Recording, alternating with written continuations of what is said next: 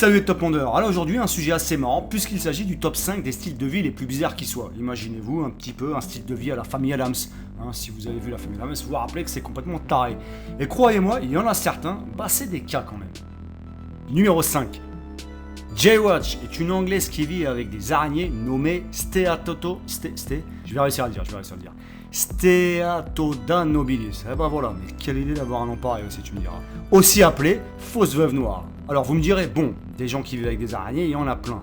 Mais voilà, celles-ci sont réputées très dangereuses et pas très sympathiques avec les hommes. Malgré ça, Jay possède actuellement 13 de ces petites chéries et envisage très sérieusement à se faire mordre par l'une d'elles pour prouver qu'elles sont inoffensives. Et donc pour moi, elle a vraiment une sacrée paire de coups, enfin de courage ou de folie, c'est au choix. Numéro 4.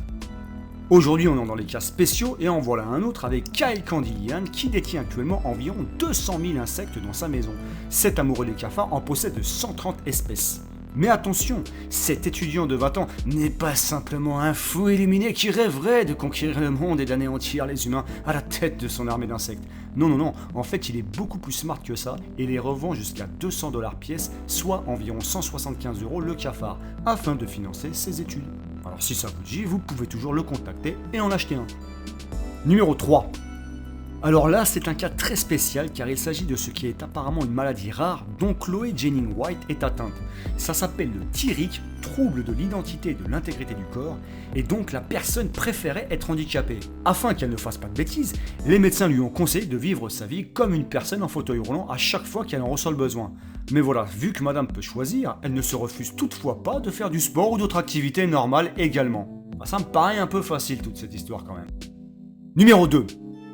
On a retrouvé Jésus, non, je vous jure, je déconne pas, ou du moins celui qui se prenait pour lui, avec un homme qui s'appelle Lindsay Hammond.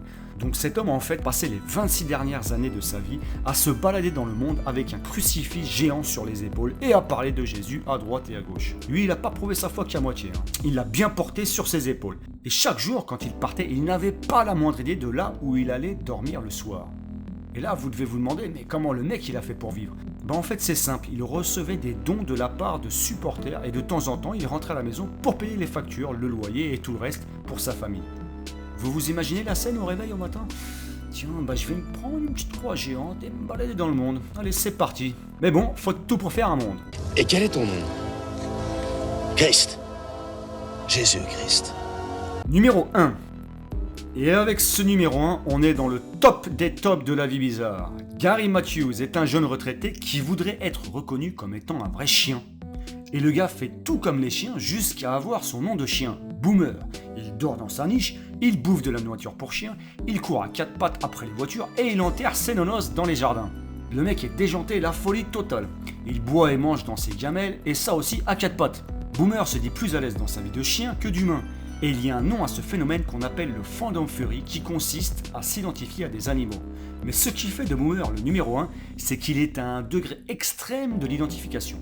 Petite anecdote, Gary a 48 ans et n'a jamais eu de relation sexuelle ou de simple rendez-vous avec une femme.